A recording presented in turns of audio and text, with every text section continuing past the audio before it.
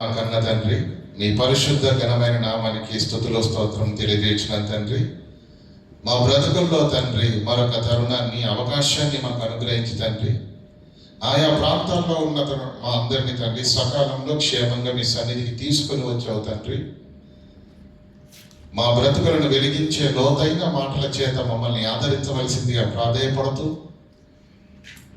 మా బ్రతుకులలో తండ్రి ఏది ఎప్పుడు ఎక్కడ ఎందుకు ఎలా జరుగుతుందో మేము వివేచింపలేము, కానీ సమస్తము సమకూడి మా మేలు కొరకే జరుగుతున్నదన్న వాస్తవాన్ని గుర్తెరుగుటకు మా మనోనేత్రాలను వెలిగించవలసిందిగా వేడుకుంటూ, కళ్ళ ముందు ఎన్నో సంకేతాలు కనబడుతున్నా పట్టించుకొని అందులో వలె మేము ఉండకుండా ఆ సంకేతాలన్నీ మిమ్మల్ని చేరటానికి అన్న సంగతిని గుర్తెరగటానికి చెప్పబోతున్నటువంటి మాటలను బట్టి తండ్రి, మీ పిల్లలైన మేమందరము గ్రహించినట్లు మా హృదయాలను సిద్ధపరచవలసిందిగా వేడుకుంటూ, మనుషునిగా తండ్రి నేనే పాటి వాడున్న జ్ఞానమే పాటిది, అది వ్యర్థం. మీ పిల్లలుగా మా బ్రతుకులు వర్ధిల్లాలంటే తండ్రి, ఆకర్షింపబడాలంటే, సత్యంలో అంటుకట్టబడాలంటే తండ్రి పరిశుద్ధాత్మ దేవుని సహాయము మీ యొక్క ఆకర్షణ ఉంటే తప్ప అది జరగదు కనుక తండ్రి, వినయంతో తండ్రి మీ పిల్లలమైన మా అందరి బ్రతుకులు వెలుగునట్టు ఆ కృపను అనుగ్రహించవలసిందిగా వేడుకుంటూ, మీ ఆకర్షణను పరిశుద్ధాత్మ దేవుని నడిపింపును అనుగ్రహించి మా బ్రతుకులను తండ్రి సత్యంలో నిలబెట్టగలిగే లోతైన మాటల చేత మమ్మల్ని ఆదరించమని వేడుకుంటూ క్రీస్తునామని ప్రార్థనకు వేడుకుంటున్నామా పరమ తండ్రి, ఆమేన్. ప్రియులారా, ఈరోజు ఒక అద్భుతమైన అంశాన్ని మరి మీ అందరికీ నేర్పించాలని నేను ఆశపడుతున్నాను. మన మధ్యలో మరి అనేకమైనటువంటి నూతనమైనటువంటి మరి సహోదరులు కూడా వచ్చారు కనుక వారందరినీ దృష్టిలో పెట్టుకొని మరి లోతైన మాటల చేత వారిని ఆదరించాలని నేను ఆశపడుతున్నాను. కనుక దేవుని యొక్క వాక్యము వినబడుతుండగా దయచేసి నిర్లక్ష్య వైఖరిని విడిచిపెట్టి ఆశతో ఆసక్తితో దేవుని యొక్క వాక్యాన్ని వింటే అది మన జీవితాలకు మంచిది అని నా అభిప్రాయం. మీ అందరికీ ఒక ఉదాహరణ చెప్తాను ప్రియులారా. స్కూల్లో టీచర్ ఉంటుంది కదండి, అందరు స్కూల్కి వెళ్ళిన వాళ్ళే కదా, ఒకప్పుడు వెళ్ళారా లేదా? అన్ని సబ్జెక్టులలో పర్ఫెక్ట్గా ఉంటాం మనం. కొందరు ఇంగ్లీష్లో పర్ఫెక్ట్గా ఉంటారు, కొందరు మ్యాథమెటిక్స్లో దంచేస్తారా? టీచరు క్లాస్ రూమ్లో ఒక్కసారి చెబుతుంది అందరికీ, రెండోసారి ఎవరికి చెప్పరు. క్లాస్ రూమ్లో టీచర్ ఒక్కసారి చెప్పినప్పుడు ఉన్న 25 మంది విద్యార్థులకు లేదంటే 30 మంది విద్యార్థులకు అందరికి అర్థమవుతుందా? కొందరికి మాత్రమే. ఎందుకు? వాళ్ళకేమైనా ఇంటికి వెళ్ళి 2-3 సార్లు చెప్పింది అనుకుంటున్నారా? అందరికి చెప్పినట్టే వాళ్ళకు కూడా చెప్పింది. మరి వీరికి ఎందుకు అర్థమైంది, వారికి ఎందుకు అర్థం కాలేదు? అర్థం చేసుకున్న వాళ్ళు ఆశతో, ఆసక్తితో, శ్రద్ధతో టీచర్ ఏం చెబుతుందో అని సర్వేంద్రియాలను ఆ టీచర్ వైపే లగ్నం చేసి ఆసక్తితో విన్నారు కనుక వారికి టీచర్ చెప్పిన పాఠము అర్థమైపోయింది. మిగతా 25 మంది సంగతి ఏంటి? వాళ్ళు అశ్రద్ధగా విన్నారు కాబట్టి స్కూల్లో పాఠం పరిస్థితి ఎలా ఉంటే మరి దేవుని వాక్యం పరిస్థితి ఎలా ఉంటుందో చెప్పండి. కనుక మన బ్రతుకులను వెలిగించే మాటలు కనుక నిర్లక్ష్య వైఖరితో కాకుండా ప్రియులరా, వారానికి 1 రోజు, ఆ 1 రోజులో కేవలము 1 గంట 10 నిమిషాలు దేవుని వాక్యం కనుక ఆశతో ఆసక్తితో సిద్ధపడిన మనసులతో విందాం. కష్టాలు, కన్నీళ్లు, అప్పులు, వేదనలు, బాధలు అన్నింటినీ తీసేయండి. ప్రశాంతంగా నిమ్మలంగా దేవుని వాక్యాన్ని విందాం ప్రియులారా. మత్తయి సువార్త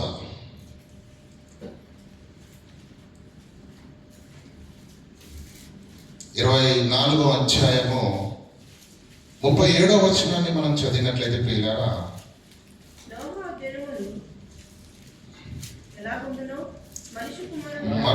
మత్తయి సువార్త 24వ అధ్యాయం 37వ వచనం మాట్లాడాలమ్మా.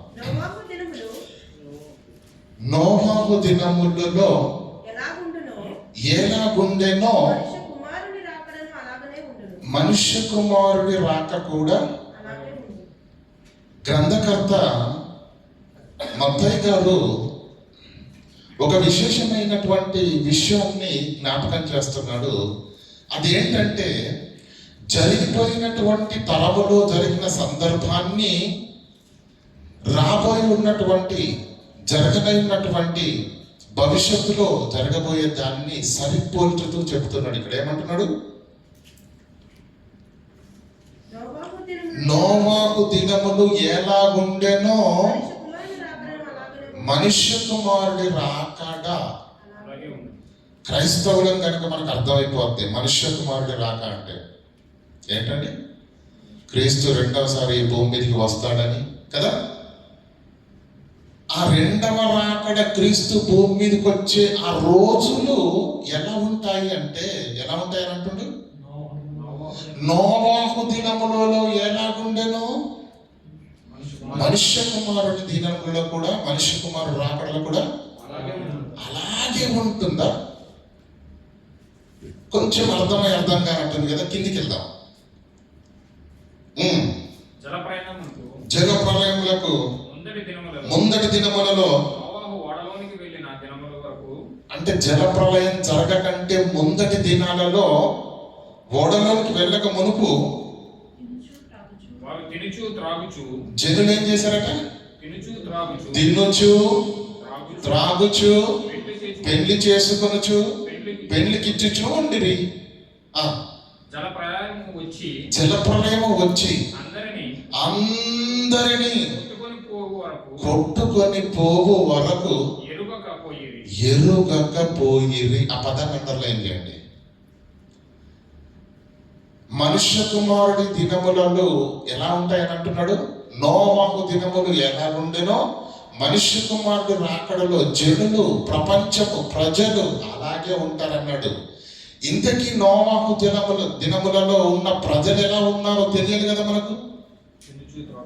తినుచు త్రాగుచు పెళ్లి చేసుకొనుచు పెళ్లికిచ్చుచు ఉండిరి. బాగుంది, ఇక్కడ వరకు బాగానే ఉందండి. జలప్రళయం వచ్చి కొట్టుకొని పోవు వరకు ఎరుగకపోయిరి. ఎవరు? జనులు. ఏ జనులు? నోవాహు కాలం నాటి జనులు ఎరగకుండా ఉన్నారంటే అర్థం ఉంది. ఈరోజు శాస్త్ర పరిజ్ఞానం ప్రియులారా అంతరిక్షమంతటి ఎత్తుకు చేరింది కదండి. ఒకనాడు చీకట్లో మన పూర్వీకుల బ్రతుకులు ఉండేవి. ఈరోజు ఎలా ఉంది చెప్పండి? మధ్యరాత్రిలో కూడా క్రికెట్ ఆడుతున్నారు. సూర్యుడిని తలపించే విధంగా ఎల్ఈడి లైట్లు పెట్టేసి ఏం చేస్తున్నారు? దినము రాత్రి పగలు తేడా లేకుండా ఏం చేసేస్తున్నారు? ఆడేస్తున్నారు. ఒకప్పుడు చీకటి అనేది ఉంది సమాజంలో. ఈరోజు ఉందా? ఒకప్పుడు ఎన్నో భయంకరమైన రోగాలతోటి చనిపోయినటువంటి ప్రపంచం ఈరోజు వైద్య శాస్త్రం ఎంతో అభివృద్ధి పొందింది. వైద్యులకు ఏమండి అంత చిక్కని ఏదన్నా ఉందా ఈరోజు? పిల్లరా, ఎంతటి సాంకేతిక పరిజ్ఞానం డెవలప్ అయిందో చూడండి. మనిషి యొక్క దైనందిన జీవితంలో ఈరోజు ప్రశ్న అనేది లేదు. ప్రతిదానికి సమాధానం ఉంది, ప్రతిదానికి సమాధానం దొరుకుతుంది. ఒకప్పుడు రోగం వచ్చిందంటే నాడు చూసి తెలిసి తెలియకుండా ఏదో చెప్పేవాళ్ళు. ఇప్పుడు రిపోర్ట్లు కానీ చేశారనుకోండి, ఏంటి పరీక్షలు, రక్త పరీక్షలు ఉంటాయి కదా, ఇంకేంటి ఎక్స్రేలు, స్కానింగ్, ఇంకా ఎంఆర్ఐ స్కానింగ్ ఒకటి ఉంటుంది. అది కాకుండా సిటీ స్కాన్ ఒకటి ఉంటుందండి, బ్రెయిన్ కదా. నీ శరీరంలో ఉన్న అణువణువుతో సహా అంగుళం కూడా పరిశీలించి దాంట్లో ఉన్నదేదో తేట తెల్లని చేసే పరిజ్ఞానము వైద్య శాస్త్రంలో ఉందా లేదా? ఒకప్పుడు తెలియని వాళ్ళండి, చదువు లేదు, జ్ఞానం లేదు, వారికి తెలియనిది, వారు ఎరుగనిది ఏదైనా ఉంది అంటే నమ్ముదాం. ఈరోజు అంతా శాస్త్ర పరిజ్ఞానం పెరిగిపోయింది కదా, టెక్నాలజీ పెరిగిపోయింది కదా. ఈరోజు తెలియనిది, రానిది, ఏమండి, మనిషికి అర్థం కానిది ఏదైనా ఉందా ఈరోజు సమాజంలో? కంప్యూటర్ యుగం అండి ఇది. ఈ యుగంలో ఉన్న వాళ్ళు ఎరుగనిది ఏదైనా ఉంటుందా? ఈ యుగంలో ఉన్న వాళ్ళకు తెలియనిది ఏమన్నా ఉంటుందా? కానీ ఇక్కడ ఏమంటున్నాడు మత్తయ్య గారు?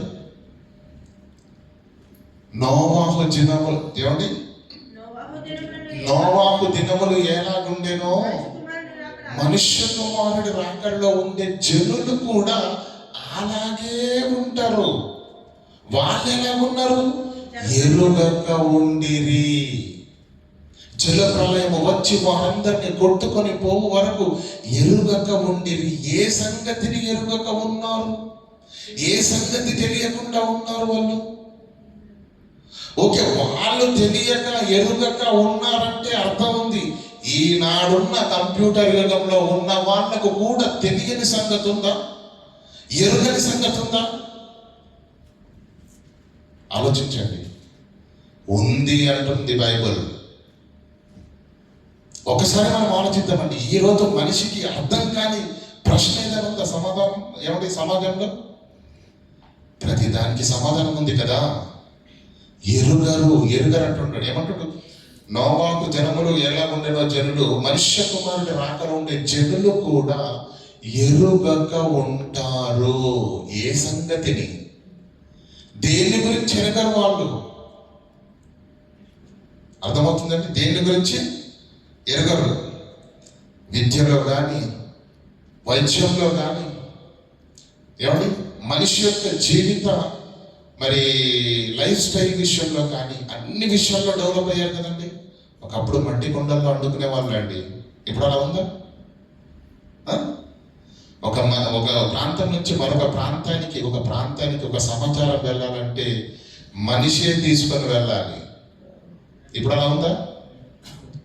ఇలా ఫోన్ తీసామంటే ప్రపంచంలో ఆరిన నేల మీద ఎక్కడైనా సరే నెట్వర్క్ ఉన్న ప్రాంతంలోనికి వీడియో కాల్ చేసి డైరెక్ట్గా. ఎంత టెక్నాలజీ అండి! మరి ఇంత టెక్నాలజీ డెవలప్ అయిన ఈ రోజుల్లో అర్థం కానిది, ఎరుగనిది, తెలుసుకోలేనిది ఇంకే ఏదైనా ఉంటుందంటారా? ఉంటుందా? ఎంత టెక్నాలజీ డెవలప్ అయిందండి ప్రియులారా. కోడిగుడ్డు అంటే ఏమంటే కోడి పెడుతుందని మనకు తెలుసు, కానీ ఈ రోజున టెక్నాలజీ అంటే తెలుసా?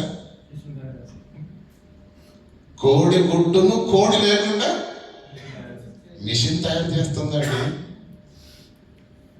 ఎంతటి స్థాయికి ఎదిగాడో మనిషి. ఒకసారి ఆలోచించండి. మనిషిని దేవుడు చేస్తే మనిషి ఏం చేశాడు? రోబోను చేశాడు. చూసారా రోబోని? చూస్తారులేండి, నాకు తెలుసు. ఇంకా 5 సంవత్సరాల తర్వాత ఏదో దుబాయ్ వాళ్ళు కూడా ఆలోచిస్తున్నారు, రెస్టారెంట్లో ఇంకా డెలివరీ బాయ్లు ఉండరు. ఎవరు? అన్ని రోబోట్స్ వస్తాయి. అంటే ఎంత స్థాయికి ఎదిగిందో శాస్త్రీయ పరిజ్ఞానం, సాంకేతిక పరిజ్ఞానం అనేది ఒకసారి ఆలోచించండి. మరి ఇలాంటి తరుణంలో ఉన్నాం కదా, ఇలాంటి తరుణంలో ఉన్న వారు ఎరుగని సంగతి ఏదైనా ఉంటుందా? చెప్పాలి. ఉంటుందా? వాక్యం ఏం చెప్తుంది? చదవట్లేదు మీరు, అందుకే మీ నోట్ల నుంచి సమాధానం రావట్లేదు. చదవండి. 37 వచనం, 38.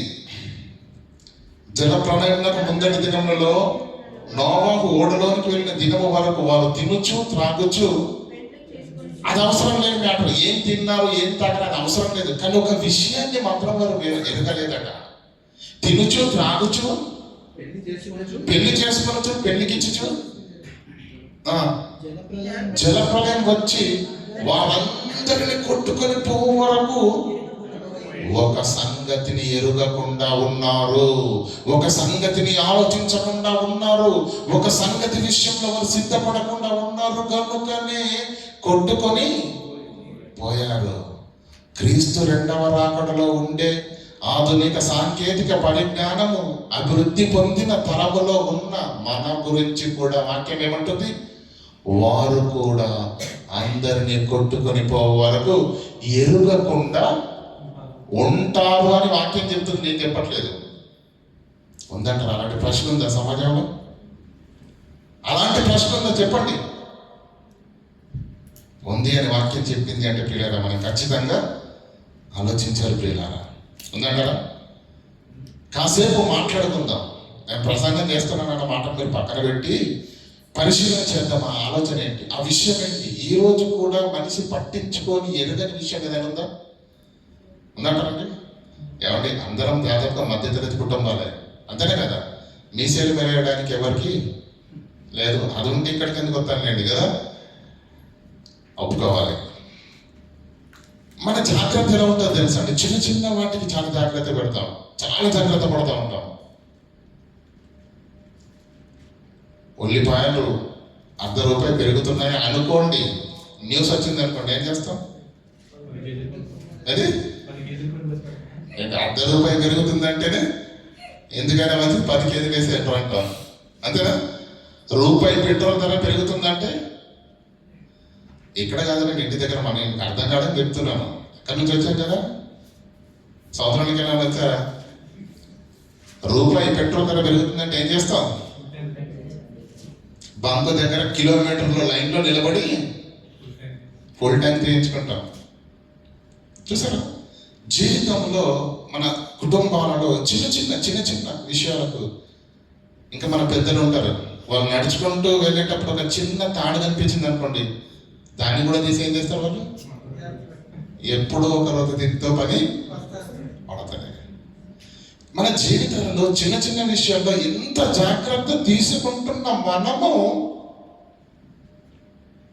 ఆలోచించనిది, ఎరుగని సంగతి ఏదైనా ఉందా? ఆలోచిద్దాం ప్రియులారా. మీరు ఇప్పుడు మీరు చెప్తే నేను ఎదరికెళ్తాను. మనుషులు, భూమి మీద ఉన్న మనుషులు అందరూ ఎవరెవరి ఆలోచనలు ఎలా ఉన్నాయో ఒక్కసారి ఆలోచిద్దాము. కోటీశ్వరుడైనా, కోటికి లేనివాడైనా, రిక్షా తొక్కునేవాడైనా, మరి మహాకోట్లకు పడగలెత్తిన వారైనా సరే, మనుషులలో ఈ విధమైనటువంటి తారతమ్యాలు ఉన్నాయేమో కానీ మనుషులను మనం చాలా జాగ్రత్తగా ఆలోచిస్తే ప్రియులరా 3 వర్గాలుగా విభజించవచ్చు. 1 బాల్యము, 2 యవ్వనము, 3 వృద్ధాప్యం. లేదంటే మీరు ఇంకా ఇష్టపడితే 5 భాగాలు చేద్దాం. పసితనము, బాల్యము, యవ్వనము, నడి వయసు, వృద్ధాప్యం. బాగుందండి ఇది. బాల్యంలో ఉన్న వాళ్ళు ఏం ఆలోచిస్తారు చెప్పండి? మాట్లాడాలి, మీరు మాట్లాడితే నేను ఎదురుకి వెళ్తాను. ఒక వాక్యం చూసుకుందాం. అపోస్తల కార్యములు 11:26. అపోస్తల కార్యములు 11:26-27.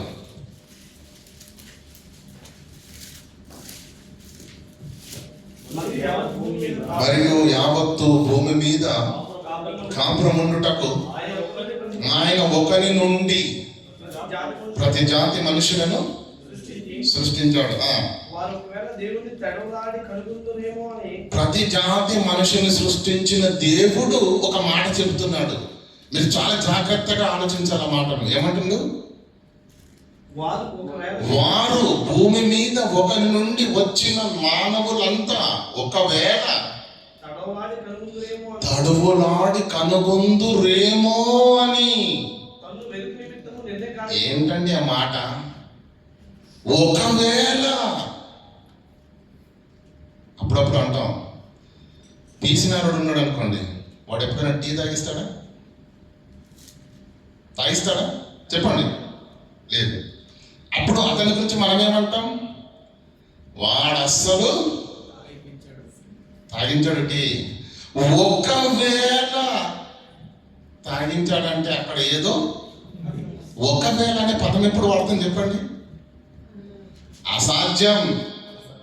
ఏదైనా అద్భుతం జరిగితే తప్ప అది జరగదు అనుకున్నప్పుడు అంతే కదా. అక్కడ ఏమని రాశాడు చదవండి. దేవుడు వారు ఒకవేళ వారు తడువులాడరు, దేవుణ్ణి కనుగొనరు. అంత తీరిక ఖాళీ మనిషి జీవితంలో లేదు.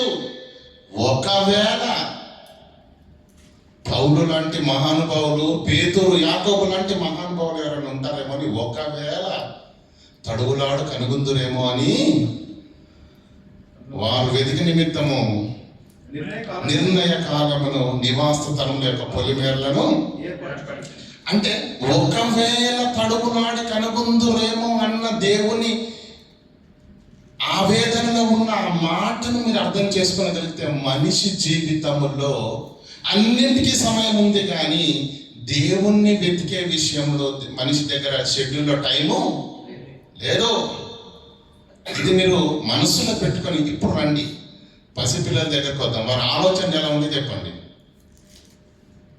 ఎలా ఉంది నేను చెప్పలేం కదండి. పసిపిల్లలు కదా, 5 సంవత్సరాల వరకు మనం 2-3 సంవత్సరాల వరకు అయితే వాళ్ళ నోటి నుంచి మాటే రాదు.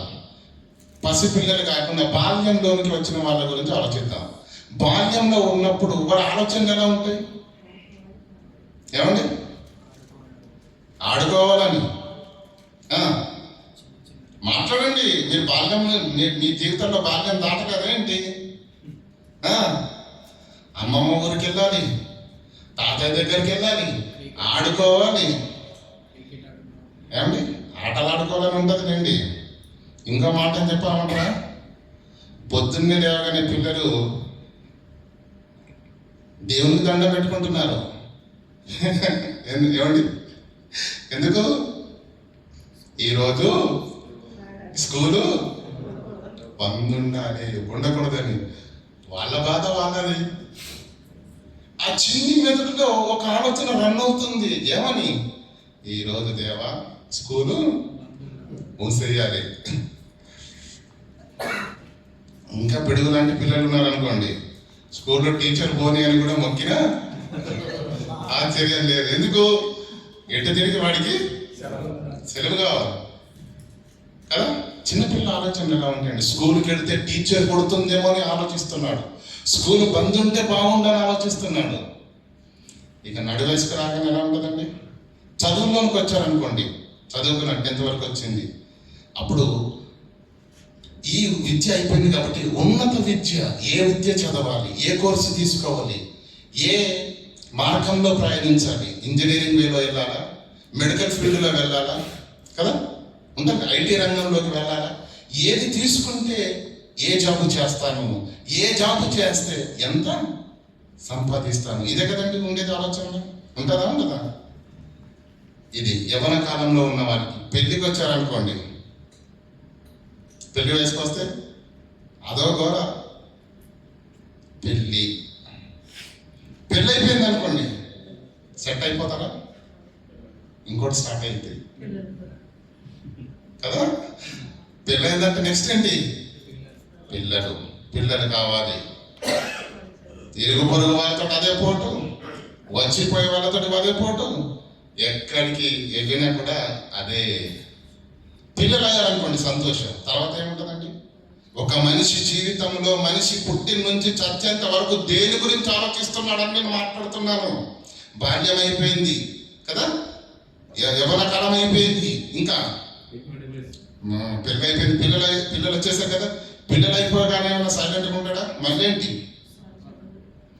ఒకరిద్దరు అయ్యారు, ఇద్దరు ముగ్గురు అయ్యారు, ముగ్గురు నలుగురు అయ్యారు, శాలరీ మాత్రం డబలు ఏంటి? ఇప్పుడు శాలరీ పెరగాలి, ఆదాయము పెరగాలి అని ఇలా ఆలోచిస్తూ ఉంటాడండి. అవునా?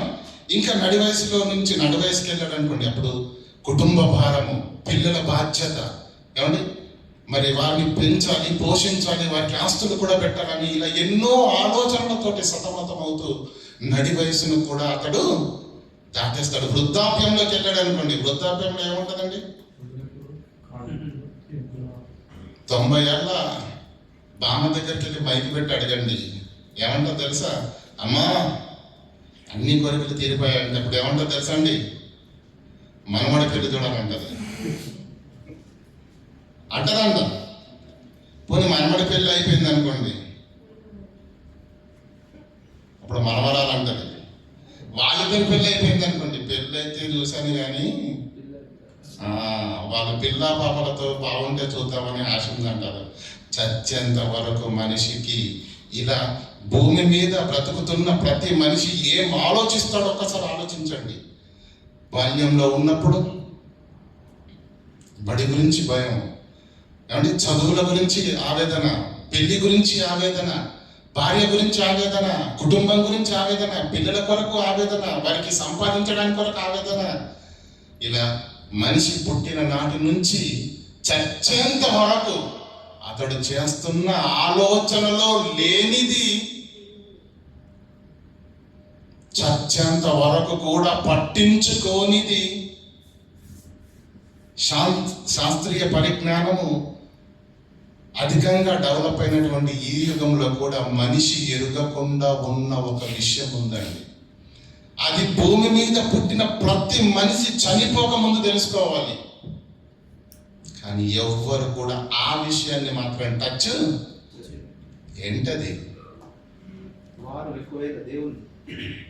ఏంటది పుట్టాడు కనుక ఆలోచించడం ప్రారంభించాడు. చచ్చేంత వరకు చనిపోగానే వెళ్ళిపోతున్నాడు. జననానికి మరణానికి ముందు ఉన్నటువంటి ఆయుష్కాలంలో మనిషి ఏం తినాలి, ఏం సంపాదించాలి, ఎలా బ్రతకాలని ఆలోచిస్తున్నాడే తప్ప పుట్టుకకు ముందు ఏం జరిగిందో, మరణం తర్వాత ఏం జరగబోతుందో అన్న విషయము తన గురించి తాను ప్రపంచంలో ఏ మనిషి కూడా చనిపోయేంత వరకు కూడా ఆలోచించడం లేదు. నోవాహు దినములో ఉన్న ప్రజలు ఆలోచించలేదు. అబ్రహాము తరంలో ఉన్నవారు ఆలోచించలేదు. దావీదు తరంలో ఉన్నవారు ఆలోచించలేదు. ప్రారంభ శతాబ్దంలో ఉన్నవారు ఆలోచించలేదు. తరాలు మారిన మనిషి యొక్క ఆలోచన మాత్రము ఏంటి తెలుసా? తరతరాలుగా మనిషి యొక్క జీవితంలో, మనిషి యొక్క మెదడులో ఉన్న ఆలోచన ఒక్కటే, ఇవ్వబడిన జీవితంను ఎలా సంపాదించాలి, ఎలా నిలబెట్టుకోవాలి, ఎలా ఎదగాలి, ఎలా పేరు పొందాలి, ఎలా ప్రఖ్యాతి గాంచాలి అని ఇవ్వబడిన ఈ జీవితాన్ని ఎలా లీడ్ చేయాలని ఆలోచిస్తున్నాడే తప్ప ఈ జీవితము భూమి మీదికి నేను ఎందుకు వచ్చాను, తిరిగి నేను ఎక్కడికి వెళ్ళిపోతానన్న ఆలోచన ఎరుగకుండానే మనిషి కన్ను మూస్తున్నాడు. చదవండి ఇప్పుడు ఆ మాట. వారు ఒకవేళ జలప్రలయం వచ్చి అందరిని కొట్టుకొని పోవు వరకు ఎరుగక ఉండిరి. ప్రపంచంలో పిల్లరా, ఈ రోజు మనిషి దగ్గర సమాధానం లేని ప్రశ్న ఒకటి ఉంది. చెప్పమంటారా? చెప్పండి కదా. నువ్వెందుకు పుట్టావని అడగండి. ప్రపంచంలో ప్రతి మనిషికి నువ్వెందుకు పుట్టావని అడగండి. 1 వర్డ్ ఆన్సర్ కావాలి. ఇస్తారా?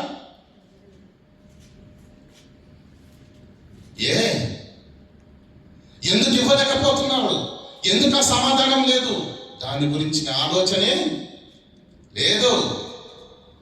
పుట్టింది నువ్వే కదా, బ్రతుకుతున్నది నువ్వే కదా. నువ్వెందుకు పుట్టావో నీకు తెలియకపోతే నువ్వు ఎలా బ్రతకాలో కూడా నీకు తెలియదు. మంచి మాట చెప్తాను, ఆలోచించండి ప్రియులారా. ప్రజలే కాదండి, ప్రభుత్వాలు కూడా ఏం ఆలోచిస్తున్నాయి తెలుసా? खाना, कपड़ा, मकान, ये तीनों किसके लिए भाई? ఇవ్వబడిన ఈ జీవితంలో ఈ 60 ఏళ్ల జీవితానికి ఉపయోగపడేదే తప్ప ప్రజలైనా అదే ఆలోచిస్తున్నారు, ప్రభుత్వాలైనా అదే ఆలోచిస్తున్నారు. ప్రజలు, ప్రభుత్వాలు ఆలోచించని, ఎరుగని, తెలుసుకొనని విషయం ఏదైనా ఉంది అంటే జననానికి ముందేం జరిగింది, మరణం తరువాత ఏం జరగబోతుంది, అది నీ జీవితం. నువ్వు తెలుసుకోవాలి, నువ్వు ఆలోచించాలి. నీ కళ్ళ ముందు ఎంతమంది చనిపోయారు కదా, నువ్వే వెళ్ళావు కదా, సాగనంపావు కదా. సాయంకాలానికి వచ్చి ఏదో హృదయ విదారకంగా బాధపడ్డావు. నీ స్నేహితుడు కావచ్చు, నీ రక్త సంబంధుడు కావచ్చు. మరలా ఆ బాధ 1 రోజు ఉంది, 2 రోజులు ఉంది, 3వ రోజు మరలా ఏమి జరగనట్టుగా, ఏది ఆగదు, అన్ని యథావిధిగా అతడు వెళ్ళిపోయాడు. అదేవిధంగా ఏదో ఒక రోజు మనం కూడా ఎక్కడికి వెళతాం, ఎక్కడి నుంచి వచ్చాం, ఎందుకు వచ్చాం అనే ఆలోచన ఎరగకపోతే మన జీవితం చిన్న భిన్నమైపోద్ది ప్రియులారా. ఒక్కసారి ఆలోచిద్దాం ప్రియులారా. మనిషి జన్మ ఈ భూమి మీద ఎందుకు జరిగింది. అది అర్థం చేసుకోవాలి. ప్రపంచంలో ఉన్న ప్రతి మనిషి అతి ప్రాముఖ్యంగా తెలుసుకోవాల్సినటువంటి సమాధానం ఏదైనా ఉంది అంటే తాను భూమి మీద ఎందుకు పుట్టాడో అతనికి ఖచ్చితంగా తెలియడం అవుతా. బస్సు ఎక్కుతామండి, కండక్టర్ గారు వచ్చి అడుగుతాడు, ఏమని అడుగుతాడండి, ఎక్కడికి కొట్టాలండి టికెట్ అంటాడు. అప్పుడు ఏమంటామండి, ఏమంటాం? హైదరాబాద్ అంటే హైదరాబాద్ అంటారు, రావులపాలెం అంటే రావులపాలెం అంటాం, ఏమంటే గుంటూరు అయితే గుంటూరు అవుతాం. తెలియదు అన్నాం అనుకోండి, ఏంటో ప్రయాణం. భూమి మీద పుట్టిన నువ్వు ఎందుకు పుట్టావు అంటే నీ దగ్గర సమాధానము లేదు అంటే, బస్సులో కూర్చున్న అతను నాకు ఎక్కడికి వెళ్ళాలో తెలియదన్న అతనికి నేనెందుకు పుట్టానో ఒకవేళ నాకు తెలియకపోతే నాకు ఎటువంటి తేడా లేదు. ఆలోచిద్దాం పిల్లారా, ఆలోచిద్దాం. మరి మనిషి జన్మ ఎందుకు కలిగిందో మనకి ఈరోజు అర్థం కావాలి. భూమి మీద నాకు అర్థం కావాలి, మీకు అర్థం కావాలి. అప్పుడు మన జీవితాలు అర్థవంతంగా మారుతాయి ప్రియులారా, అర్థవంతంగా మారుతాయి. ఆలోచిద్దాం. ఒకవేళ నాన్నని అడిగాం అనుకోండి, నాన్న నేను ఈ భూమి మీద ఎందుకు, నాకే అర్థం కావట్లేదు, నేను ఎప్పుడు పుట్టాను, నేను ఎందుకు పుట్టాను అని అంటే, అప్పుడు నానేమంటాడు తెలుసా? ఏమంటాడు?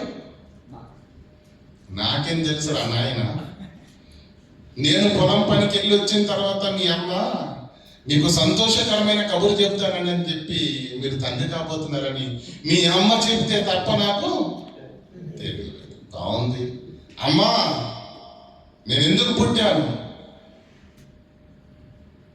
దేవుడు సృష్టి నిర్మాణ క్రమంలో పెట్టినటువంటి ఋతుక్రమం ఎప్పుడైతే ఆగిపోయిందో నెల తర్వాత అర్థమైంది రా నాయన, నువ్వు నా కడుపులోనికి వచ్చావని.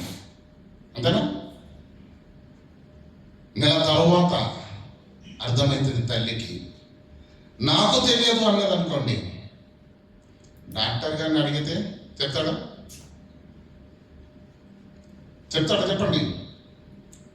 తల్లి చెప్పలేదు దానికి సమాధానము, తండ్రి కూడా చెప్పలేడు. ఇప్పుడు గర్భవతిగా ఉన్న ఒక స్త్రీమూర్తి దగ్గరకు, ఒక తల్లి దగ్గరికి వెళ్ళి 2 ప్రశ్నలు అడుగుతాను నేను. ఏంటి? అమ్మా, నీ గర్భంలో ఉన్నది ఆడబిడ్డ మగబిడ్డ చెప్పమ్మా అని అంటే, అప్పుడు ఆవిడేమంటది? నాకేం తెలుసు. అదేంటమ్మా, నీ గర్భంలోనే నిర్మితమవుతున్న ఆ శిశువు ఆడో మగో నీకే తెలియదా? తెలియదయ్యా. మొదటి ప్రశ్న. రెండో ప్రశ్న, అమ్మా 5 నెలలు అయింది కదా? అవును. కాళ్ళు వచ్చాయా బాబుకు? కాళ్ళు పెట్టావా? చేతులు పెట్టావా?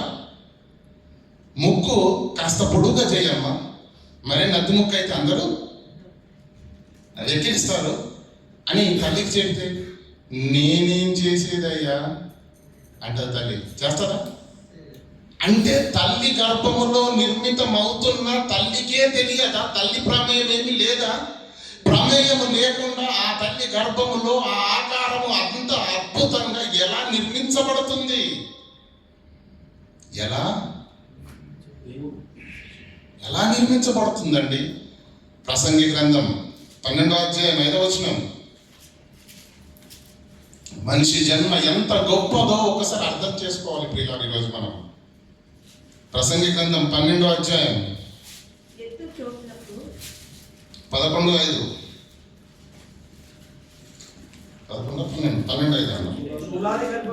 చూలాలి గర్భమందు ఎముకలు, నరములు, మాంసము, కాళ్ళు, చేతులు అవి ఎలాగూ ఎదుగుతున్నదో మనిషి నీకు తెలియదు. అమ్మా, గర్భవతిగా ఉన్నావే తప్ప అది అది నీ ఆధీనంలో లేదు.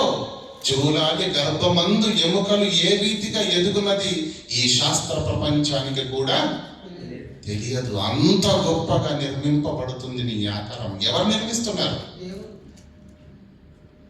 ఏమంటే దానంతా కథ అయిపోతుందండి ప్రపంచంలో. ప్రియులారా చూడండి ఒకసారి, దయచేసి అందరూ చూడండి. అందరి కళ్ళు ఇక్కడ ఉన్నాయా లేదా? కాళ్ళు పొరపాటున మోకాళ్ళలోకి వస్తే కళ్ళు, చేతులు నెత్తిపైన మొలిస్తే ఎలా ఉంటుంది చెప్పండి ఆకారం? ఏమండి వికారంగా ఉంటుంది. కానీ ప్రపంచంలో అందరికీ చేతులు ఇక్కడే ఉంటున్నాయి, తల ఇక్కడే ఉంటుంది, కళ్ళు ఇక్కడే ఉంటున్నాయి, ముక్కు ఇక్కడే ఉంటుంది, నోరు ఇక్కడే ఉంటుంది. ఇంత అద్భుతంగా క్రమం తప్పకుండా నిర్మింపబడుతుంది అంటే నిర్మించేవాడు లేకుండా అది జరగనే. ఎవరు నిర్మిస్తున్నారు? అమ్మకే తెలియదు ఆడబిడ్డో మగబిడ్డో. అమ్మ కళ్ళు వచ్చాయా, కాళ్ళు వచ్చాయా, చేతులు పెట్టావని అడిగితే నాకు తెలియదు అంటుందమ్మ. ఎలా ఎలా నిర్మింపబడుతుంది ఈ ఆకారం? కీర్తన గ్రంథం 139 అధ్యాయం 13వ వచనం.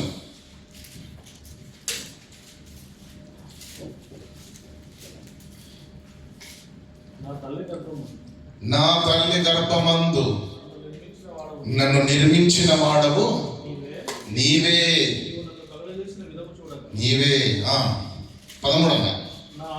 నా అంతరంద్రియములను, నా శరీరంలో ఉన్న అవయవాలన్నింటినీ కలుగజేసిన వాడవు నీవే. దేవుడితో మాట్లాడుతున్నాడు దావీదు గారు ప్రార్థన చేస్తూ. అమ్మ కాదా? అమ్మ గర్భములో నిర్మింపబడింది అంతే, కానీ అమ్మ చేసింది కాదు. ఇంకొక అద్భుతమైన మాట్లాడు యోగ గ్రంథం ఉంటుంది, దయచేసి యోగ గ్రంథము 10వ అధ్యాయం 8వ వచనం.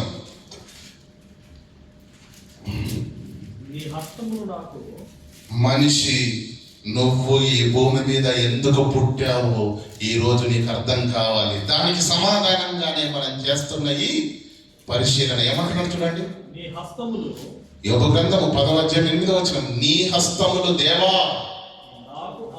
నాకు అవయవ నిర్మాణము చేశాయి. నా తల్లి గర్భములో కళ్ళు, ముక్కు, నాలుక, చెవులు నిర్మాణము చేసి నన్ను రూపించావు. నన్ను రూపించావు నీ హస్తముతో, అవయవ నిర్మాణము చేసి. అంటే నిన్ను నన్ను కలుగజేసిన వాడు దేవుడా. దేవుడు ఈ కళ్ళు, ఈ ముక్కు, ఈ నాలుక, ఈ మెదడు, ఈ గుండెకాయ, ఏమండి ఈ లివర్, మన శరీరంలో ఉన్న వీటన్నిటిని దేవుడే తన ఏమండి నీ హస్తం అవయవ నిర్మాణము చేసి. 9వ వచనం సరిపోతుంది. 8 చదవండి. నీ హస్తం అవయవ నిర్మాణము చేసి నన్ను రూపించాలి. 10వ వచనం. ఎలా రూపించిండో తెలుసా? ఒకడు పాలు పోసినట్టు నన్ను పోసితివి కదా. ఒకడు జున్ను గడ్డ పేరబెట్టినట్టు. ఏమండి అవయవ నిర్మాణం ఎంత అద్భుతంగా దేవుడు చేశాడో చెప్తున్నాడు. పాలను వేడి చేసిన తర్వాత వాటిని గ్లాసులో పోసారనుకోండి, జున్నుగడ్డ ఎలా వస్తుందండి? గ్లాస్ ఆకారంలో వస్తుంది. ప్లేట్లో పెట్టారనుకోండి, ఒకడు జున్నుగడ్డ పేరబెట్టినట్టు నీవు నన్ను పేరబెట్టితివి కదా. 11వ వచనం. చర్మముతోను మాంసముతోను నీవు నన్ను కప్పితివి, ఎముకలతోను నరములతోను నన్ను సంధించితివి తల్లి గర్భమందు. ఏమండి మనిషి జన్మ వెనకాల ఎవరి హస్తం ఉంది? ఎవరు నిర్మించారు? తల్లి కాదు కదా, తండ్రి కాదు కదా, అవునా కదా? అంటే నీవు నేను ఈ లోకానికి రావటానికి తల్లి తండ్రులని ఒక ద్వారము గుండా మనం వచ్చామే తప్ప వారు ఒక ద్వారము లాంటి వాళ్ళు ఈ లోకానికి రావడానికి. తల్లి ఒక మనకు ఆకారం ఇచ్చే ఒక యంత్రం, ఒక కర్మాగారం అనుకోండి. దేవుడు అలా వాడుకుంటున్నాడు. తల్లి గర్భంలో మనకు ఆకారాన్ని నిర్మించి ఈ లోకానికి నిన్ను పంపుతున్నది ఎవరు? ఈ మాటకు మీరు సమాధానం చెప్పాలంటే ఇప్పుడు ప్రశ్న వేస్తానండి. మీలో ఏ ఒక్కరైనా చేతులు లేపండి. నాకు తెలుసండి, నాకు తెలుసు నేను వీళ్ళకే పుట్టాలని నేను అనుకున్నాను, కాబట్టి నేను కావాలని వీళ్ళకే పుట్టానండి అని అనేవాళ్ళు ఎవరైనా ఉంటే చేతులు లేపండి. అలా అనుకునే పరిస్థితి ఉంటే అందరూ అనిల్ అంబానీకి అంటారు, కోటీశ్వరులకే కదా. తల్లి తండ్రికి వీరికి పుట్టాలని నువ్వు అనుకోలేదు, నువ్వు సెలెక్ట్ చేసుకోలేదు, రాకలో నీ ప్రమేయం లేదు, తల్లిని ఎంచుకోలేవు, తండ్రిని ఎంచుకోలేదు. లోకంలో నేను 100 ఏళ్ళు ఉంటానని చెప్పేసి నేను ఆయుష్ రాయించుకొని వచ్చానన్న వాళ్ళు ఎవరు ఉన్నారా? రావటంలో నీ ప్రమేయం లేదు. ఏ తల్లికి పుట్టాలో, ఏ తండ్రికి పుట్టాలో, ఏ వంశంలో పుట్టాలో మన చేతిలో లేదు. ఎంతకాలం నీ భూమి మీద ఉండాలో లేదు. అవునా? ఉందా లేదా? మన చేతిలో ఏం లేదు. ఎవరు పంపిస్తున్నారు నిన్ను ఈ లోకానికి? ఎందుకు వచ్చావు? నీ వెనకాల ఏం జరుగుతుందో నీకు తెలుసా? మనిషి జన్మ వెనకాల ఎంతటి మహాగాథ ఉందో ప్రతి మనిషి తెలుసుకోవాలి. లేకపోతే బ్రతుకు చిన్న భిన్నం అయిపోతుంది. ప్రపంచంలో ప్రతి మనిషి అతి ప్రాముఖ్యంగా తెలుసుకోవాల్సిన విషయం, తన జన్మ వెనకాల ఏం జరిగిందో అతనికి తెలియాలి. భూమి మీద మనిషి బ్రతకాలి అంటే పుట్టిన పాప కానీ బాబు కానీ బ్రతకాలి అంటే ఫస్ట్ ఏం కావాలి చెప్పండి? ఏం కావాలి?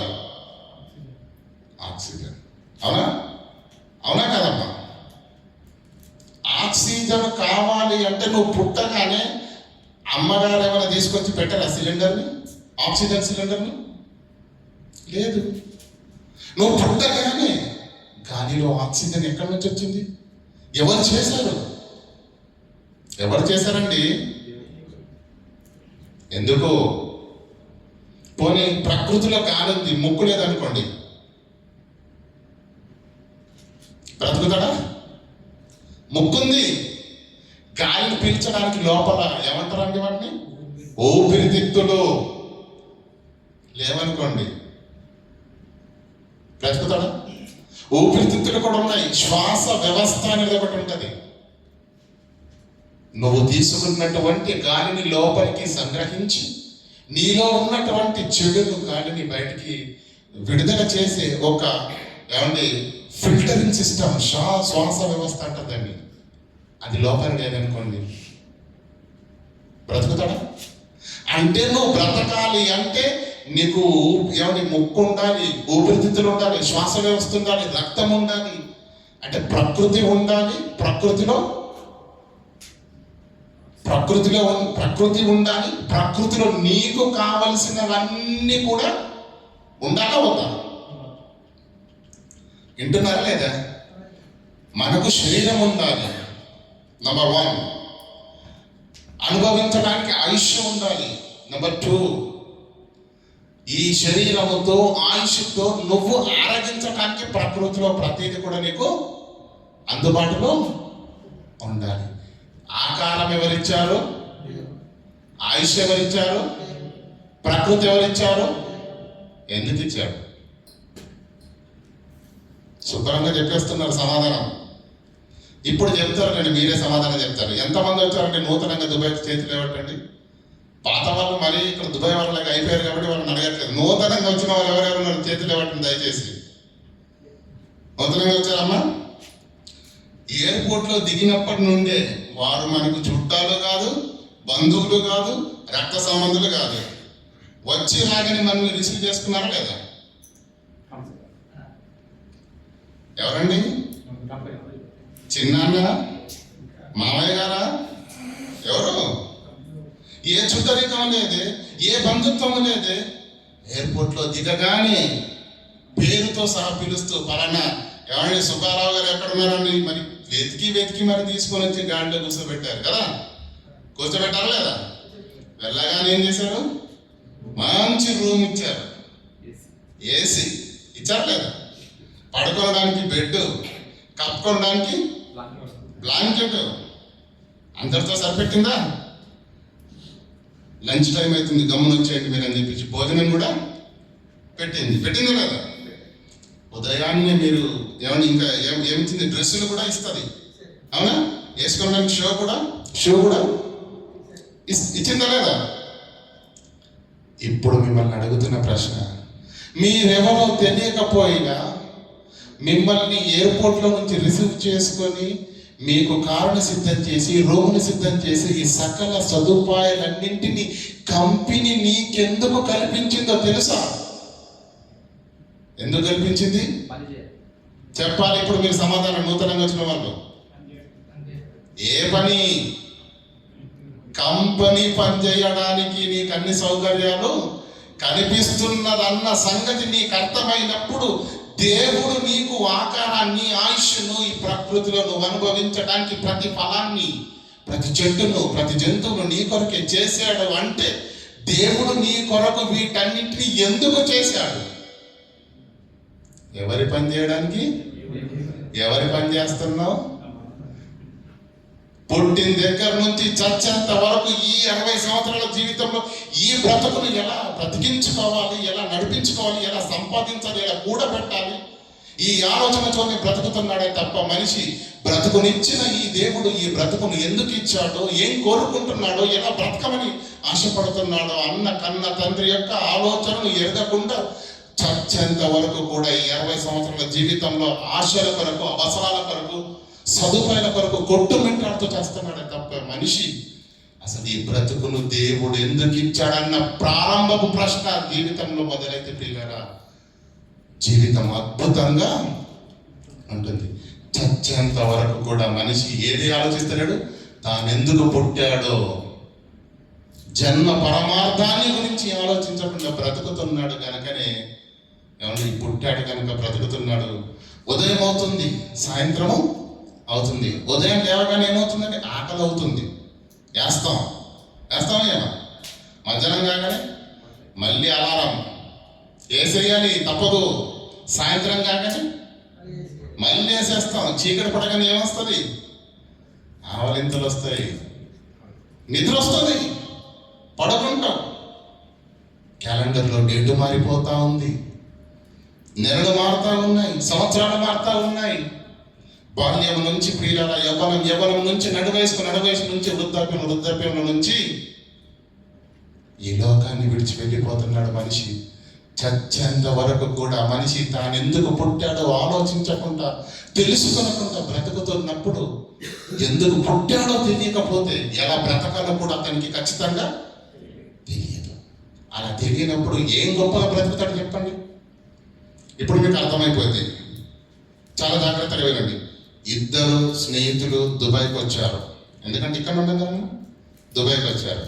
ఇద్దరు దుబాయ్కి వచ్చారంటే ఖచ్చితంగా మధ్యతరగతి, అంతేనే కదా.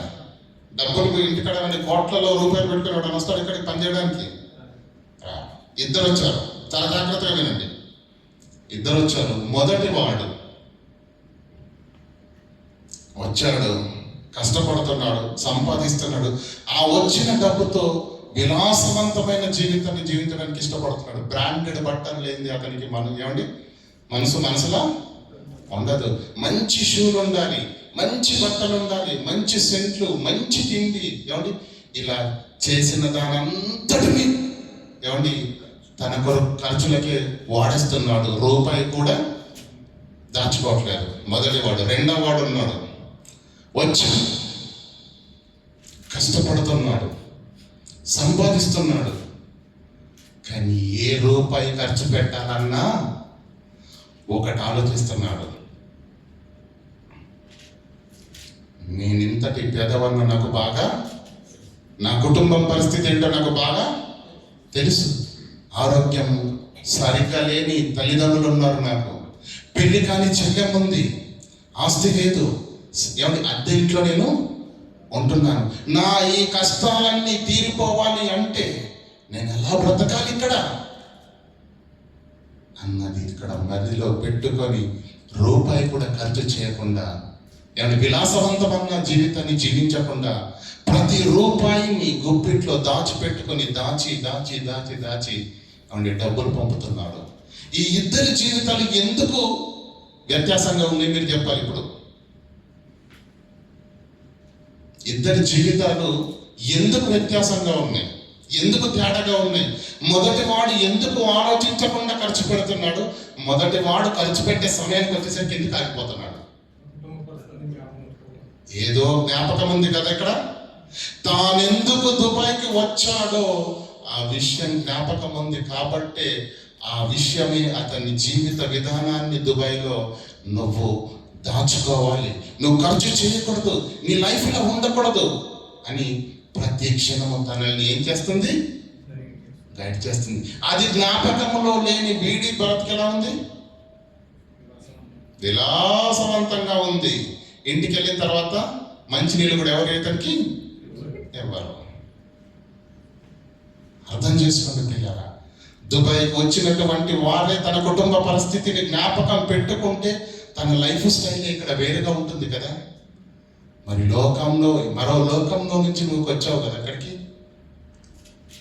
మరో లోకం నుంచి నువ్వు వచ్చావు కనుక నువ్వు ఏ లోకం నుంచి వచ్చావో నీకు జ్ఞాపకం ఉంటే, తిరిగి నువ్వు ఎక్కడికి వెళ్ళాలో నీకు అర్థమైతే, నీ జీవితం, ఈ 60 సంవత్సరాల జీవితంలో నీ లైఫ్ స్టైలే మారిపోద్ది. మారిపోవాలి కూడా. ఎందుకు కష్టపడుతున్నాడు రెండవ వాడు? ఎందుకు ఏమండి నోరు కట్టుకుంటున్నాడు చెప్పండి? కళ్ళ ముందు ఎన్నో ఏమండి ఆశలు కనిపిస్తున్నాయి.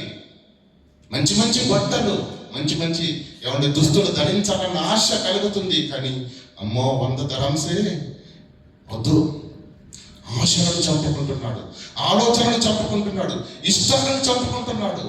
మనసును రాయి చేసుకొని, కుటుంబం జ్ఞాపకం చేసుకొని, తను ఏ స్థితిలో ఉన్నాడో తన కుటుంబాన్ని అంతటిని మెరుగుపరచాలి అంటే నేను వీటన్నింటినీ తగ్గించుకుంటే తప్ప నా కుటుంబం పరిస్థితి మెరుగు కాదన్న సంగతి మదిలో పెట్టుకొని బ్రతుకుతున్నప్పుడు కొంతకాలం కష్టపడగానే ఇక్కడ కాదు, ఇండియాలో ఉన్న తన కుటుంబ పరిస్థితులన్నీ, అమ్మా నాన్నకు మంచి వైద్యం, ఆరోగ్యం బాగుపడుతుంది, చెల్లికి మంచి సంబంధం, పెళ్ళి అయిపోతుంది, చక్కని ఇల్లు రెడీ అయిపోతుంది.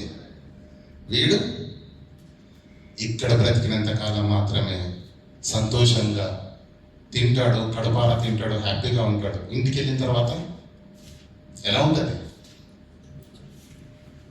భయంకరంగా ఉంటుంది. ఎందుకంటే ఆధారపడ్డటువంటి తల్లిదండ్రులు రూపాయి ఇక్కడి నుంచి వీడు పంపకపోయేసరికి వారేదో ఒక విధంగా ఈ లోకాన్ని విడిచి వెళ్ళిపోతారు. ఈ కుటుంబం పరిస్థితి అంతా ఏమంటే భయంకరంగా ఉంటుంది. దీనంతటికీ కారణం ఏంటో తెలుసా? తన స్థితి ఏంటో ఇతడు ఎరిగి బ్రతుకుతున్నాడు, తన స్థితి ఏంటో వీడు ఎరగకుండా. మనుష్యులుగా మనం అందరము ఎక్కడి నుంచి వచ్చామో, ఎందుకు వచ్చామో ఇది ఎరిగారనుకోండి, మన లైఫ్ అద్భుతంగా ఉంటుంది. ఎక్కడికి వెళ్ళాలో సిద్ధపడతాం. ఇక్కడ ఉన్న దుబాయ్లో ఉన్న ఈ రెండో వాడు ఏం చేస్తున్నాడు? ఇక్కడ యుద్ధం చేస్తున్నాడు సమస్యలతోటి, అప్పులతోటి. యుద్ధం చేసి చేసి చేసి విజయాన్ని పొంది ఇంటి దగ్గరికి వెళ్ళగానే ఒక మహారాజులా నా కష్టాలన్నీ గట్టెక్కాయి, నా అప్పులన్నీ తీరిపోయాయి అని తనకున్న దాంట్లో, తను సంపాదించుకున్న దాంట్లో హ్యాపీగా బ్రతకగలుగుతాడా లేడా? ఈ బ్రతుకు మీకు అర్థమైతే 60 ఏళ్ళ ఈ జీవితాన్ని దేవుడు మనకి ఎందుకు ఇచ్చాడో, ఎందుకు వచ్చామో అన్న సంగతిని మీరు ఎరిగి బ్రతికితే, నోరు కట్టుకుంటే, మనస్సు కట్టుకుంటే, ఏమండి ఆలోచన ఎరిగి బ్రతికితే, మీరు వెళ్ళే ప్రయాణం ఉంది కదా, లోకాన్ని విడిచి వెళ్తారా అందరం? దానికి సిద్ధపడిన వారు అవుతారు. లేదంటే ఈ లోకంలో ఉన్నంతకాలం మీ మొదటి వాడు సంతోషపడ్డాడా లేదా? వాడు సంతోషపడ్డట్టుగానే ఈ 60 ఏళ్ళు మనకి ఏ లోటు ఉండదు. హ్యాపీగా తింటాం. ఏమంటే ఉదయం అవుతుంది, సాయంకాలం అవుతుంది, 3 పూటలు తింటాం, అంతే. చనిపోగానే ఎక్కడికి వెళ్తారు? ఏ స్థితిలోనికి వెళ్తారు? అది ఎప్పుడైనా ఆలోచించారా ప్రియులరా? అది ఆలోచించకుండా బ్రతికినంత కాలం ప్రియులరా మనిషి యొక్క జీవితానికి అర్థము ఉండదు. ప్రకృతిని ఎవరిచ్చాడండి? ప్రకృతిని ఎవరిచ్చాడు? దేవుడిచ్చాడు. ఇచ్చాడా లేదా? ప్రకృతి అంతా మనకు లోపడుతుందా లేదా? నిజం చెప్పండి. జీతగాడు ఉన్నాడు అనుకోండి, మనకు పాలేరంటాం కదా, జీతగాడు ఉన్నాడు అనుకోండి, మన రాగానే ఏం చేస్తాడు? కూర్చున్నవాడు నిలబడి మరి సలాం చేస్తాడు. ఎందుకు? మనం జీతం ఇస్తున్నాం, మనం చెప్పారు, మనం తండ్రి ఇస్తున్నాడు కాబట్టి యజమాని కుమారుడు అని అయ్యా అని చెప్పేసి చేతులు కట్టుకొని మరి మనకు లోపడతాడా లేపడా? అవునా కదా? ప్రకృతిలోని ప్రతి అణువు మనకెందుకు లోపడుతుంది? అదొకసారి ఆలోచిద్దాం.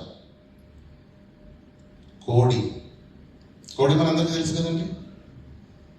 ఎన్ని ఉంటాయండి కోళ్ళు? ఒక్కొక్క ఇంట్లో 10 కోళ్ళేసి ఉంటాయి. ఆ 10 కోళ్ళలో ఏదో ఒక రోజు చుట్టాలు కానీ బంధువులు కానీ రాగానే నువ్వేం చేస్తావు? ఆ 10 కోళ్ళలో నుంచి ఒక కోరిని తీసి ఆ 9 కోళ్ళ ముందే కాస్తావు. అక్కడే పక్క నుండి చూస్తాయి. ప్రతిరోజు గింజలేస్తున్నాడు వీడు, నా యజమాని అనుకున్నాను, వీడి లోపల ఇంత కుట్ర ఉందా, దీన్ని కోసేసిన వీడు ఏదో ఒక రోజు నా పీక కూడా కోసేస్తాడని చెప్పేసి ఈ రోజే వీడి ఇంట్లో నుంచి నేను వెళ్ళిపోతాను అని ఏ కూడా అయినా వెళ్ళిపోయిందా?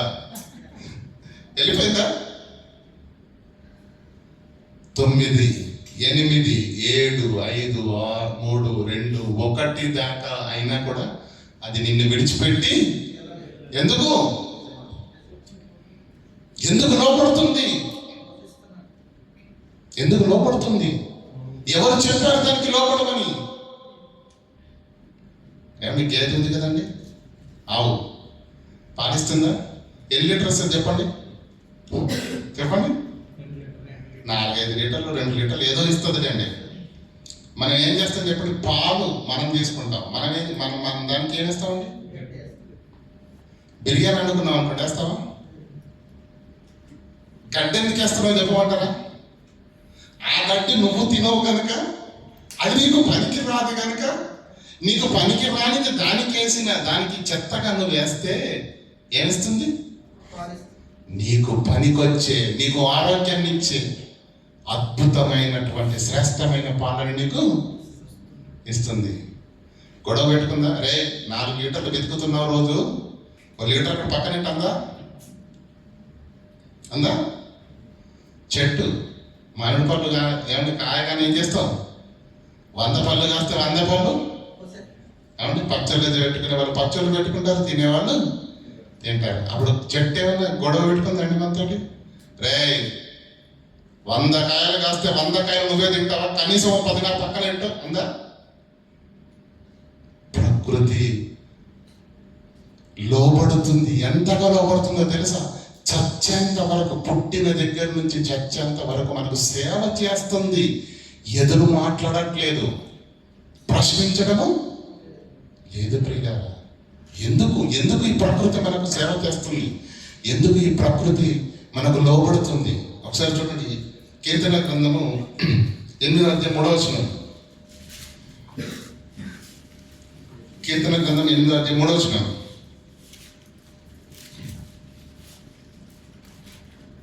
నీ చేతి పని అయినా నీ ఆకాశంలోను 4 నుంచి చదవండి. 4 నుంచి. నీవు మనుష్యుని జ్ఞాపకం చేసుకున్నటకు వాడే పాటివాడు, దేవుడు నరపుత్రుని దర్శించుటకు వాడే పాటివాడు. దేవుని కంటే వాడిని కొంచెముగా ఎలా ఉన్నటండి మనిషి భూమి మీద?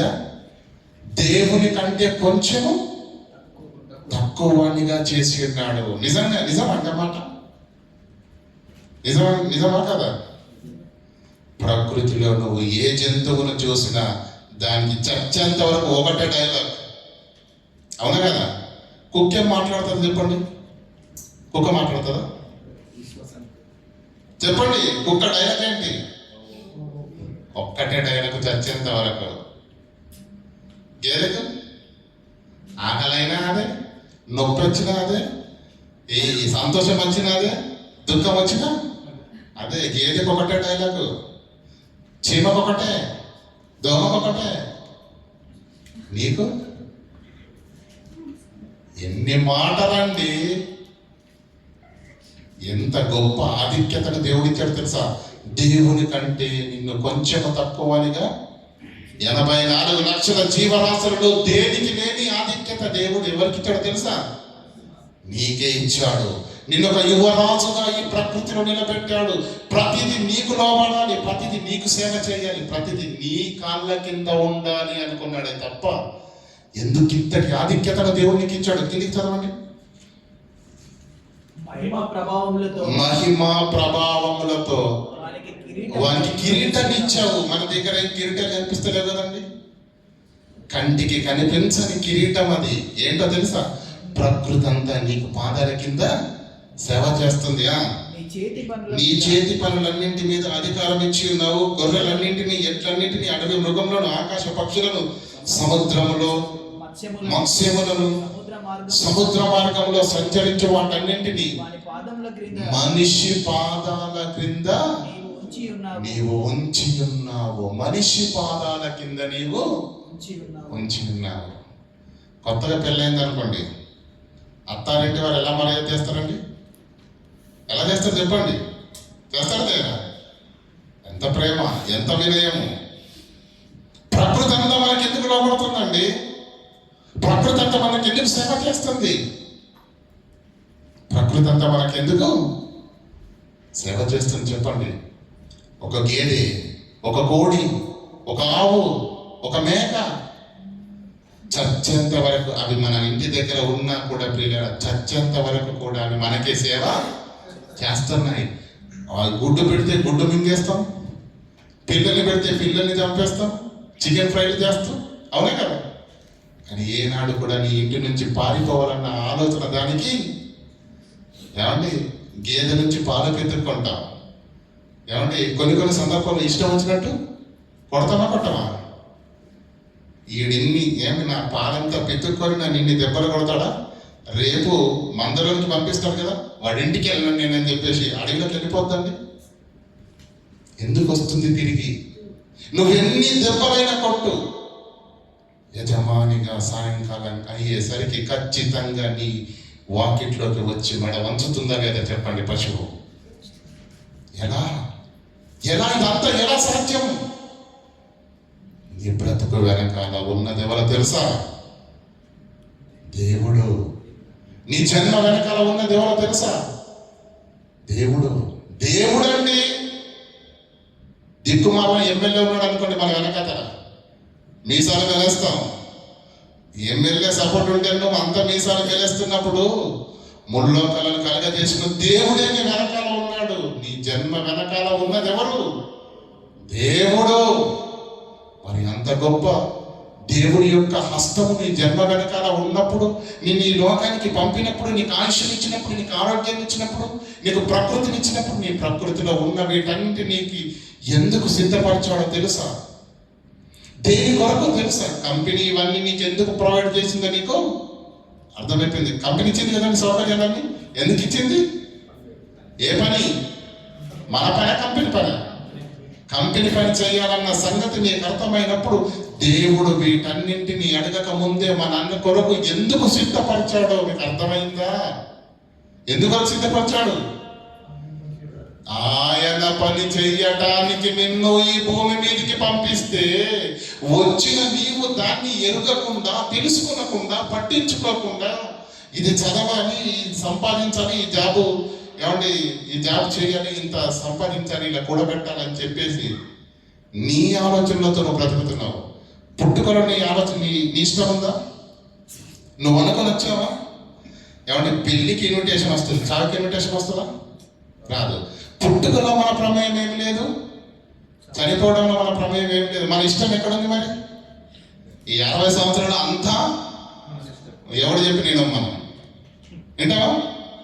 ఈ బ్రతుకులో మాత్రమే మన ఇష్ట ప్రకారంగా బ్రతుకుతున్నావే తప్ప, నిన్ను పంపిన దేవుడు ఎందుకు పంపాడో ఆ ఆలోచన ఎరగకుండా నువ్వు బ్రతికితే, కన్నుమూయగానే ఈ లోకాన్ని విడిచి నువ్వు అదే దేవుని దగ్గరికి వెళ్ళి నిలబడితే, కుమారుడా 60 ఏళ్ళ ఆయుష్యం ఇచ్చాను కదా, అద్భుతమైన ఆకారాన్ని ఇచ్చాను, నువ్వు తినడానికి, త్రాగడానికి, పళ్ళను, ప్రకృతిని అంతా ఇచ్చాను కదా, 60 ఏళ్ళ నా రెక్కల కష్టాన్ని అనుభవించావు కదా తన కుమారుడా, ఏం చేశావు అని చనిపోగానే నువ్వు దేవుని యొద్దకు వెళ్ళగానే నిన్ను అడుగుతాడు ప్రశ్న. ఏం సమాధానం చెప్తారు చెప్పండి? ఉందా? పుట్టాను ప్రభువా, ఏదో కాన్వెంట్లు వేశారు, తర్వాత హై స్కూల్ అన్నారు, ఉన్నత విద్యలు చదివారు ప్రభువా, అక్కడే అమ్మాయి పరిచయం అయింది, పిల్లలు అన్నారు, పిల్లలు అన్నారు, వాళ్ళు ఇప్పుడిప్పుడే పెరుగుతున్నారు, అకస్మాత్తుగా రాత్రి పడుకున్నప్పుడు కాస్త ఇక్కడ నొప్పి వచ్చింది ప్రభువా, అక్కడ ఒక నిమిషం ప్రభువా ఇక్కడ తెరిచాను, ఏం అర్థం కావట్లేదు ప్రభువా, బ్యాంకులో డబ్బులు అలాగే ఉన్నాయి. పిల్లల యొక్క ఏమంటే చదువులు ఇంకా సాగుతున్నాయి. నాకేంటో ప్లాన్లు ఉంటాయి ప్రభువా. నెక్స్ట్ మంత్ కొత్త బిజినెస్ ఓపెన్ చేద్దాం అనుకున్నాను ప్రభువా. ఇంత లోపల నీ షెడ్యూల్ నువ్వు అనుకున్నట్టుగా ఉండదు బిడ్డ. ఆయుష్నిచ్చింది దేవుడు, ఆయన షెడ్యూల్ ఆయనకు ఉంటది. వెళ్ళకముందే నువ్వెందుకు వచ్చావో తెలుసుకో. దేవుడు ఏం కోరుకుంటున్నాడో నీకు అర్థమైంది అనుకుంటున్నాను. మనిషి జన్మ వెనకాల ఉన్నది దేవుడు. అద్భుతమైనటువంటి ఆకారాన్ని ఇచ్చాడు. ప్రపంచంలో ఉన్న ధనం బంగారం అంతా మీరు ఒక పక్క పెట్టినా ఒక్క క్షణం కూడా ఆయుష్ను, అంత విలువైన ఆయుష్ను ఇచ్చాడు. ఏం చేస్తున్నారు? దేనికి వాడుతున్నారు? ఈ శరీరాన్ని దేనికి వాడుతున్నారు? ఆ ఆయుష్ను దేనికి వాడుతున్నారు? కాలాన్ని దుర్వినియోగం చేస్తున్నారు. దేవుడు అంటే తెలియని వాళ్ళు అలా చేస్తున్నారు. తెలిసిన వాళ్ళు కూడా భయం లేకుండా బ్రతుకుతున్నారు. పిల్లలు, దేవుడు నిన్ను ఏం కోరుకుంటున్నాడు తెలుసా? ఈ లోకానికి వచ్చిన నీవు తన పనిని, దేవుని పనిని చేయాలని కోరుకుంటున్నాడు. ఎంతమంది ఉన్నారు చెప్పండి? ఆ పనిలో ఎంతమంది ఉన్నారు చెప్పండి? ఉన్నారా? ప్రియులారా, ఇందాక చెప్పాను కదా ఇద్దరు స్నేహితుల గురించి. మొదటి వాడు ఎందుకు చెడిపోయాడు? రెండవ వాడు ఎందుకు గొప్పగా బ్రతికాడు? తన ఇంటి పరిస్థితి ఏంటో తనకు బాగా, ఏ కష్టాల నుంచి వచ్చాడో అతనికి బాగా, అంటే అతన్ని గొప్పవాణిగా నిలబెట్టింది ఏంటి? తన ఇంటి పరిస్థితి జ్ఞాపకం పెట్టుకున్నాడు కాబట్టి ఇతడు గొప్పగా బ్రతికాడు. భూమి మీద మన బ్రతుకులు కూడా గొప్పగా బ్రతకాలంటే మనకు కూడా ఏదో ఒకటి జ్ఞాపకంలో ఏంటది? యోహాను సువార్త 13:3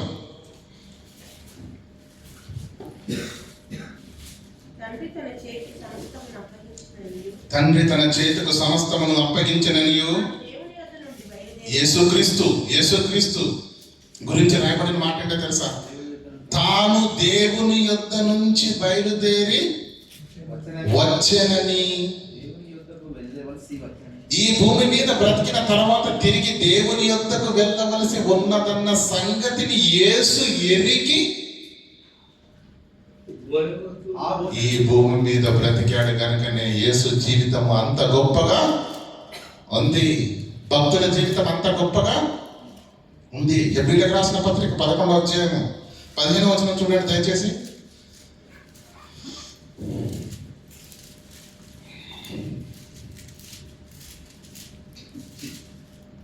హెబ్రీయులకు రాసిన పత్రిక 11:15 మనం ఏ దేశం నుంచి వచ్చామండి? చెప్పాలి. ఇండియా. రాష్ట్రం ఏది? జిల్లా, మండలం, ఇంటికి వెళ్ళిన తవ్వ గుర్తుందా లేదా? ఉందా లేదా? తవ్వ గుర్తున్నవాడు మాత్రం ఇంటికి వెళ్తాడు. చదవండి. వారు ఏ దేశం నుండి వచ్చారో ఆ దేశమును, ఆ త్రోవను జ్ఞాపకం ఉంచుకున్న ఎడల మరలా వెళ్ళుటకు. అది మర్చిపోతే, అది ఎరగకపోతే, అది పట్టించుకొనకపోతే ఈ లోకాలను దాటుకుంటూ ఈ భూమి మీదకి వచ్చావు తల్లి గర్భం గుండా. నీ వెనకాల ఉన్నది దేవుడు. దేవుడే నిన్ను ఈ లోకానికి పంపాడు. ప్రకృతినిచ్చాడు, ఆకారాన్నిచ్చాడు, ఆయుష్నిచ్చాడు. ఈ భూమి మీద 60 సంవత్సరాలు తన కొరకు బ్రతకమని దేవుడు నీకొక పనిని అప్పగించి ఈ భూమి మీదకి పంపిస్తే దేవుణ్ణి మరిచావు, దేశాన్ని మరిచావు, నీ జన్మ పరమార్థాన్ని మరిచి ఈ లోకంలో ఉన్న రంగులను చూసి ఏమండి సంవత్సరాలు నేను ఇది చేయాలి, అది చేయాలి అంటూ లోకాశలకు లొంగిపోయి శరీరాశ, నేత్రాశ, డీగము, దంభములో మునిగిపోయి ఏదో సంపాదించాలని, ఏదో కూడబెట్టాలని పరుగులు తీసి ఊపిరాగి మళ్ళా ఎక్కడికి వెళ్ళిపోతున్నావు? దేవుని దగ్గరికి వెళ్ళిపోయావు. ఏం చేసావని దేవుడు అడిగితే ఏం చేయలేదు ప్రభువా. ఎందుకు? నువ్వే దేశము నుంచి వచ్చావో, నీ జన్మ ఎందుకు జరిగిందో అన్న విషయం ఎరుగకుండా నీవు ఈ భూమి మీద బ్రతికావు కనుక నీ బ్రతుకు ఏమైపోయింది? అధోగతి పాలు అయిపోయింది. అది ఎరిగితే, నీ జన్మ పరమార్థాన్ని నువ్వు గుర్తు చేసుకుంటే, నేను ఆ లోకం నుంచి వచ్చిన వాడనా? దేవుడు పంపాడా? భూమి మీద నేను నీతిగా బ్రతకాలనా? అయితే పాపం జోలికి నేను వెళ్ళకూడదు. ఇతరులకు నేను సహాయం చేసేవాడిగా ఉండాలి. నన్ను వలన పొరుగు వారిని ప్రేమించాలి. నాకు తెలిసినటువంటి ఈ సత్యాన్ని, ఈ మంచి మాటలను నలుగురికి చెప్పాలి. నలుగురిని దేవునిలోనికి నడిపించాలి. ఒకరికి మంచి ఎవరికి ఉంటుంది తప్ప క్రైస్తవులు చెడుకోమని ఎవరిని చెప్పదు. వారి బ్రతుకులను మారుస్తుంది అంతే. తాగుబోతులను మంచి వాళ్ళుగా మార్చింది క్రైస్తవ్యం. నేర చరిత్ర కలిగిన వారిని సౌమ్యంగా మార్చింది క్రైస్తవ్యం. ప్రభు యొక్క బోధ ఈ ప్రపంచంలో ఎవరికి చెడు కాదు, చేటు కాదు ప్రియులారా. రాక్షసులను మహాత్ములుగా మార్చేదే యేసుక్రీస్తు ప్రభుల వారి యొక్క జ్ఞాన బోధ. అది నీకు అర్థమైతే, నీ జన్మ పరమార్థాన్ని వెలిగితే, ఈ లోకానికి నువ్వు ఎందుకు వచ్చావు నీకు అర్థమైతే, ప్రియుల జననానికి మరణానికి మధ్య ఉన్న ఈ ఖాళీని నువ్వు ఎలా పూరించాలో నీకు అర్థమవుతుంది. అది అర్థం కానంత వరకు గాలికి కొట్టుకుపోయే గాలిపటంలో మనం బ్రతుకుంటుందే తప్ప గురి యొద్దకు వెళ్ళే గమ్యాన్ని చేరుకునే ఏమండి గురిని కలిగినటువంటి జీవితాలు మనలో ఉండవు. కనుక మనిషి జన్మ పరమార్థం, మనం ఈ లోకానికి ఎందుకు వచ్చామో మీకు అర్థమైందని నేను అనుకుంటున్నాను. వీటన్నింటినీ ప్రియులరా మన జన్మ వెనకాల ఉన్నది ఎవరు? దేవుడు. ఎందుకు పంపించాడు? ఆయన పని చేయడానికి. కంపెనీ ఎందుకు ఇచ్చిందని? చుట్టాలము కాదు, బంధువులము కాదు ప్రియులరా. కానీ ఎందుకు ఇచ్చింది? వీటన్నింటిని తీసుకొని రేపటి నుంచి నువ్వు, ఉదయం నుంచి నువ్వు కంపెనీ పనికి వెళ్ళాలి. దేవుడిచ్చిన పళ్ళను తింటున్నావు, ఫలాలను తింటున్నావు, పాలు తాగుతున్నావు, దేవుడిచ్చిన భూమి మీద నడుస్తున్నావు, దేవుడిచ్చిన ఆకాశం తింటున్నావు, దేవుడిచ్చిన సూర్యరశ్మిని తీసుకుని అన్నీ తీసుకుంటావు. దేవుని పని మాత్రం ఆయన ఎవరండి, మాకు తెలియదండి అన్నట్టుగా బ్రతుకుతున్నారు ప్రియులరా. అది మంచిది కాదు. జన్మ పరమార్థాన్ని గుర్తెరిగిన మీరు, దేవుడు మీ పట్ల ఎలాంటి ప్రణాళిక కలిగి ఉన్నాడో కూడా ఆలోచించండి, అర్థం చేసుకోండి, సంఘాన్ని వెంబడించండి. రానయ్యున్న దినాల్లో ప్రియులరా అద్భుతమైనటువంటి వాక్కులతోటి మీ జీవితాలను, మీ యొక్క జన్మ పరమార్థాన్ని ఎరిగినటువంటి మీ జీవితాలను మీరు కట్టుకోవాలి. ఈ లోకం శాశ్వతం కాదు, కనిపించే రంగులు శాశ్వతం కావు, కనిపించే ధనము శాశ్వతం కాదు.